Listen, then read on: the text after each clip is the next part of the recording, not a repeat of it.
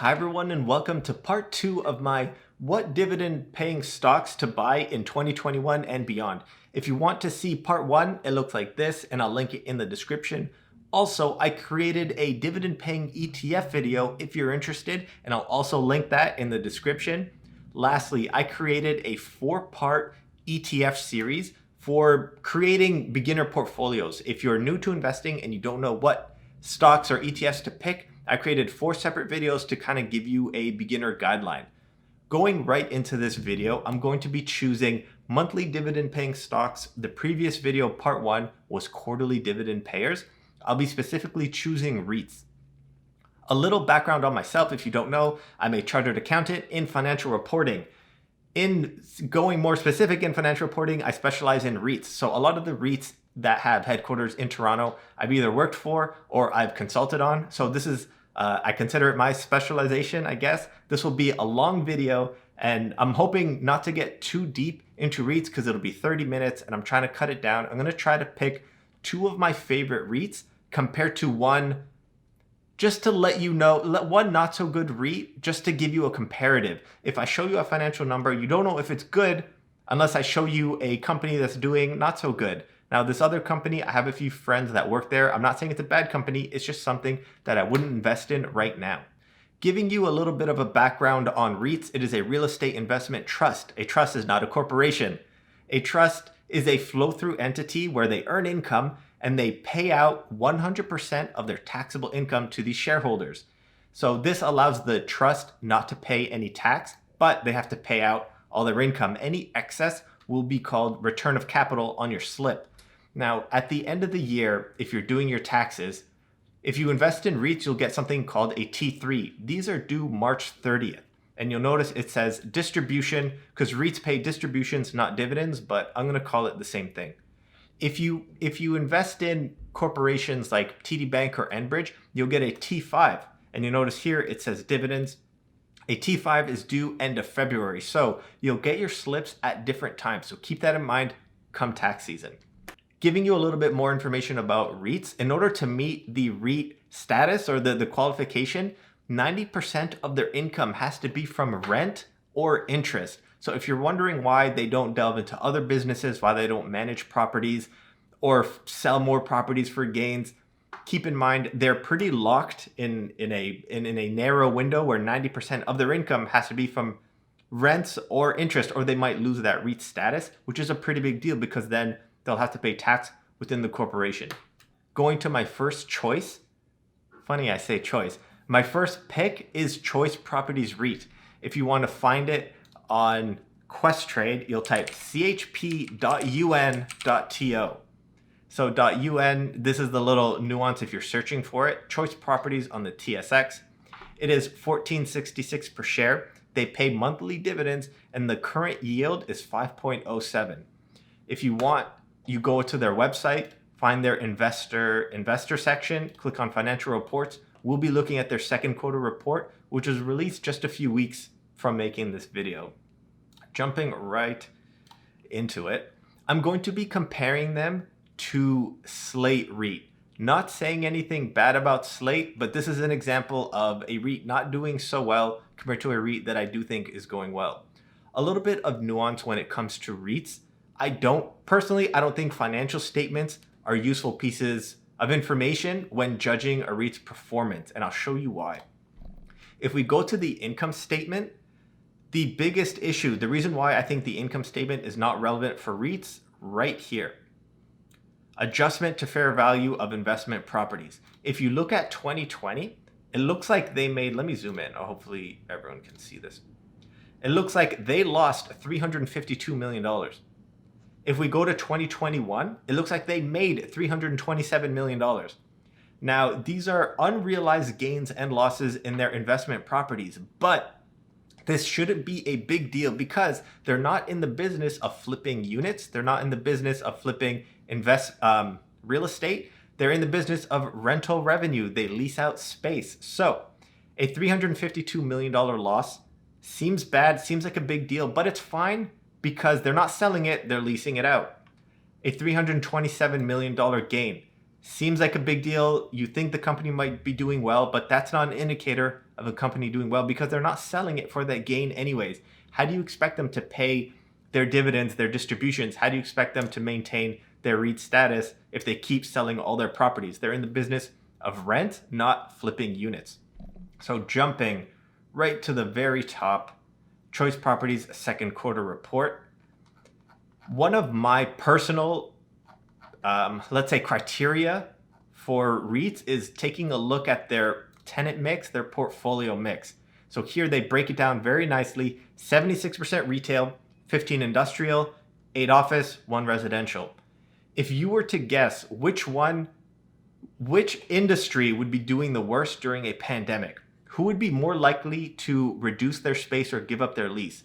Retail, like grocery stores, or offices, which are empty right now. I'm mainly looking for REITs that are retail or residential. I'm not a fan of office. In an economic boom, when the economy is doing well, office REITs will do well. But now, at a time like now, when all the offices are empty, obviously they won't be doing so well. I'll be looking for something more stable, which is retail. Industrial's fine, but personally, I think the rental rates for industrial properties are too low to maintain over the long term. It's just not something I'm personally interested in. Going over to a comparison. Let's see. I just want to take a look at their tenants. Let me zoom in a little more. So what Choice does is they have a grocery anchored property. So what they'll do, they'll throw in a Loblaws, which is a grocery store, and they'll have ancillary businesses that complement it. So everyone will be showing up for the groceries, and they'll stop by a Dollarama if they want. They'll stop by Pet Value for some pets. They'll, stop by an LCBO. The TD and the banks you see here are branches. They're not the head office. If you go into Slate for comparison, you'll see here 7% of their top 5 of their total rents come from CIBC. Now these aren't branches. This is the total head office. Now the head office is probably empty right now with everyone working from home. Chances are this will be downsized in the future. Chances are Bell will be downsizing. Maybe Government of Canada. As more people work from home, I see these top 5 tenants downsizing, reducing their rents, but I don't see that with grocery stores. During a pandemic, during a recession or an economic boom, grocery stores will be fine. But I don't think these top 5 tenants will be. Moving on. If we go, they give you a nice little breakdown of all their properties. But if you're looking at REITs, every MD&A has something called quarterly. They have this table which shows 8 quarters of select financial results. I like looking at this because it gives me trends. I like looking at trends over the long term. This is not long term, but you know what I mean. Over a couple quarters. So starting off at the top, number of income producing properties. 707, it's increasing. We're at 717. Why is this good? How do you expect them to grow as a company and to pay higher dividends in the future? If they have the same number of units, what they're doing here, they're increasing the number of units. Sounds good. If we go to our comparative, scrolling down to the bottom, where is it? Number of properties. In 2019, they had 38, 37, 36, 34.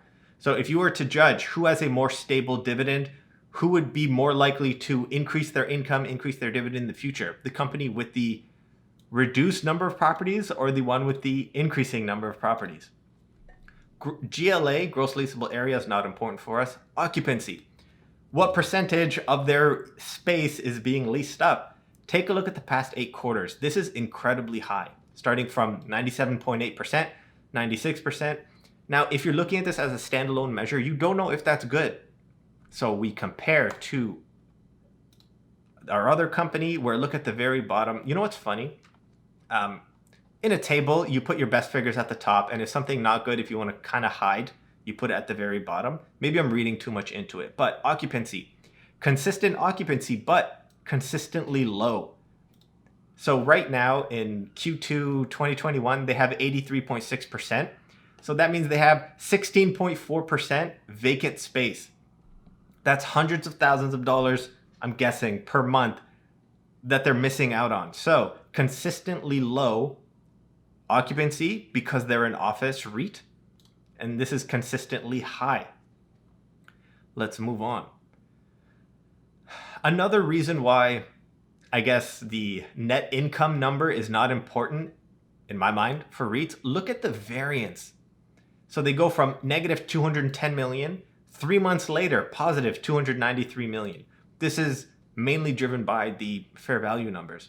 One item I kind of wish I brought a little earlier is AFFO. This is the cash flow measure. I mentioned in a previous video, I like judging companies based on their cash flow from operations, but that's not relevant for a REIT. They created a different measure to judge real estate investment trusts only. So adjusted funds from operations. This is funds from operations, which, it is a standardized measure for REITs, but it's not cash. They created something called AFFO, adjusted FFO, which is as close to cash as you can get from a rental business. So this is what we judge their payout ratio based on. So they produce 158 million in cash from their operations. Their payout ratio, how much can it cover? Is it higher? Is it lower? Ideally, AFFO, they make 21.9 cents per share and they pay out 18.5 cents per share. Going on to something else. What is important here? Debt service coverage. This is another important measure. Debt service coverage is their income over their annual debt payments. So this is principal and interest. How many times can their income cover their annual debt? Over here, it says 3.2. If you want to know a good amount, the minimum amount a company should have is 1.0. That means they could just barely cover their debt payments. I would look for minimum 2.0 or higher. 2.0 means they have a lot of wiggle room. They can take on more debt, which is good. That's how they get more assets. That's how they grow their business.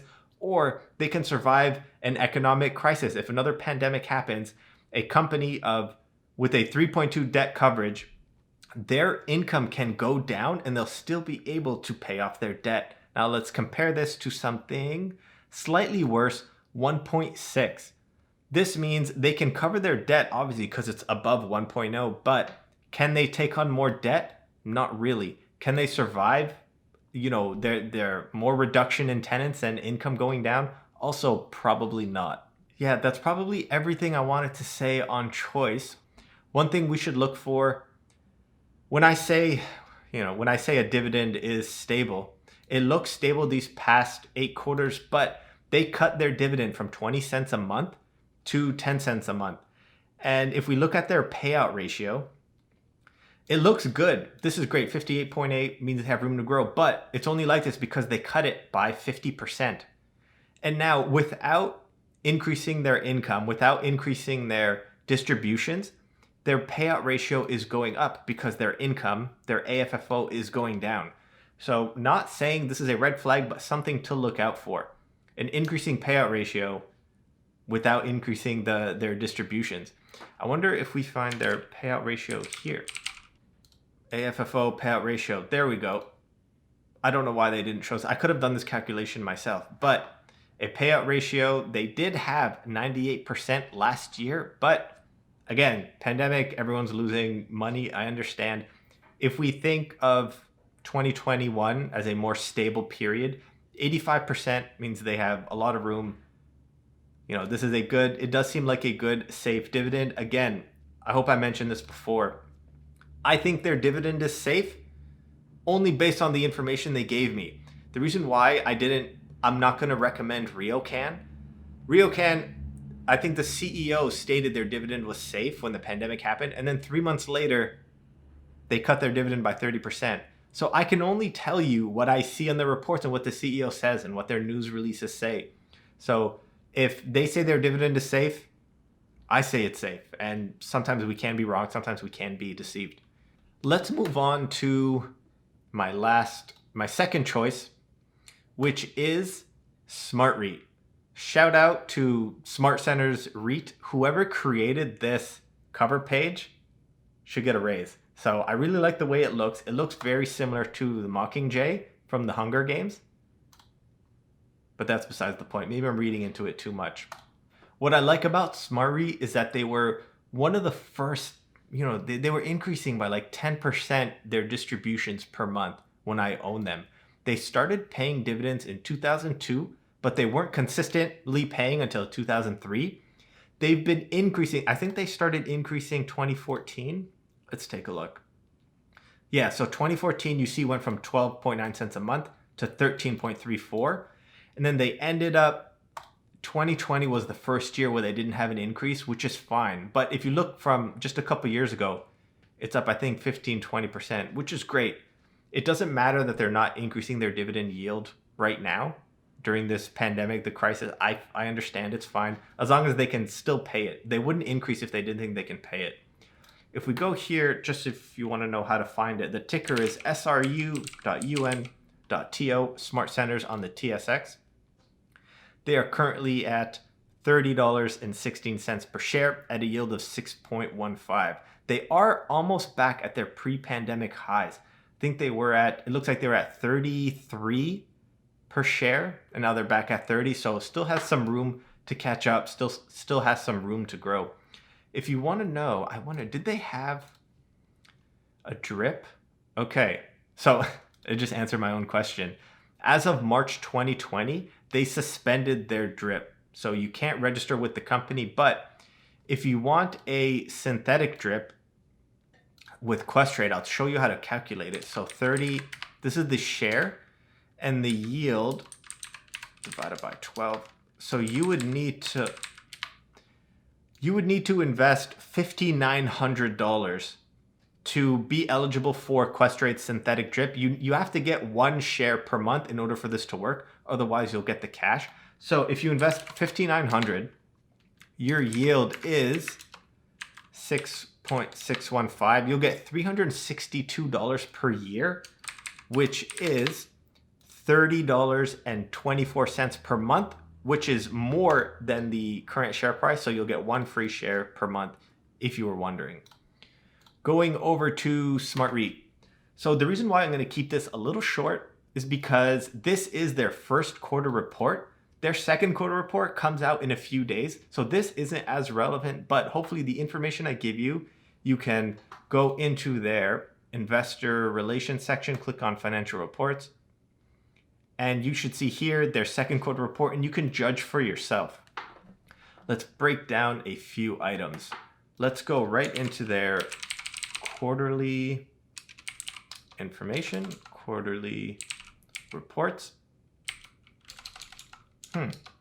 They should have, there we go, quarterly results. Everyone calls it a little different. The reason why I'm not going to compare this to the other two REITs is that they're not providing the same information, so it is a little hard. Like, they don't give me the debt service ratio, they don't give me AFFO, but we can take a look at it just from here. Total assets increasing, distributions declared. Ooh, I like this. So cash flow provided by their operating activities is the same as their dividends declared, but this is not the number we should be looking at. We should be looking at their ACFO. One item that does kind of, this might stress you out. If you see Q2 2020, they had a $133 million loss. Now they have a $60 million gain. But again, I shouldn't be looking at net income. I would look at their rent. I would be looking at their revenues. I'd be looking at their ACFO. So if we go down, yeah, this table, these 8 quarters, they're not giving us the information similar to the other ones. I can't really judge. In place occupancy, here we go. Again, this is more retail. This is consistently high occupancy. Let's take a look at their tenant mix, top 25. Now, if you look at these compared to Slate, which ones would be more likely to reduce their space? Walmart, 101 stores. Loblaws, Shoppers Drug Mart, 24. Canadian Tire. So the reason why they had consistently stable, consistently high occupancy is due to the high quality of their tenants and the recession-proof, in quotes, I guess. Some of these won't be. I guess like Toys R Us might not be the best, but that's fine. Let's take a look at their ACFO. Come on. Oh, here we go. So, quarterly comparison to prior year. ACFO, adjusted cash flow from operations, this is similar to a FFO, which is in choice. So that's probably the frustrating part about REITs, is that they're not that comparable, but it's as close as we can get. What I like, let me zoom in, is that they give us their ACFO, they made 85 million, their distribution 79, so they show you they have a surplus of 5 million. So they have room to either increase their distributions in the future. Oh, this also tells you that their distribution is safe and you shouldn't be expecting a cut anytime soon. At least that's what I'm being shown on their financial statements. What else? Oh, great. They show you the payout ratio. So they have this one-time adjustment. We can read about what's there. 89% or 93%. Trying to quickly wrap this one up. I did want to keep this a little short because I wouldn't read too much into this information because it is outdated. I feel like by the time this video comes out, the Q2 would have been released. But if you do want to take a look at it yourself, go into the investor relations section, find this table and take a look at the trends. Like you see their rent not down too much over the past year. You look at their rentals from investment properties. It is stable, but still up a little bit from Q2 2019, which is probably one of their best quarters. Not really, Q4 2019. It does seem cyclical. Like Q2 might be one of the low ones. But yeah, net operating income decreased slightly, but that's probably because the property operating costs increased a little due to the pandemic and the COVID measures, but pretty solid REIT. They have been increasing their dividends up until 2020, which is when they stopped. I do think it's stable, but it's based on what I see here. They do have, again, yeah, I missed the ACFO to distributions declared, but they do have some wiggle room to deal with. They do have a very high occupancy. These are probably my two favorite REITs. I invested in Smart REIT back in 2010. I think it was still called Callaway before the merger. This is one of my first investments. They never missed a dividend payment since 2003. I think I'm going to end it here. Hopefully, this one seems very long. I had to change the battery midway through, so the angle might be a little different. Let me know if you have any questions. Let me know if you want me to do a deeper dive. I'm probably going to be doing 2 or 3 more videos on dividend paying stocks. These do seem to be your favorite. In one of my past videos, the video I made last week actually had a calculation error, which is pretty frustrating. I left a comment in the description to let you know where the error was. It was basically I was adding instead of multiplying, which is pretty frustrating because I'm an accountant, so you think I'd know how to add. But I'm going to leave it there before going on. Thanks for watching and tune into the next one.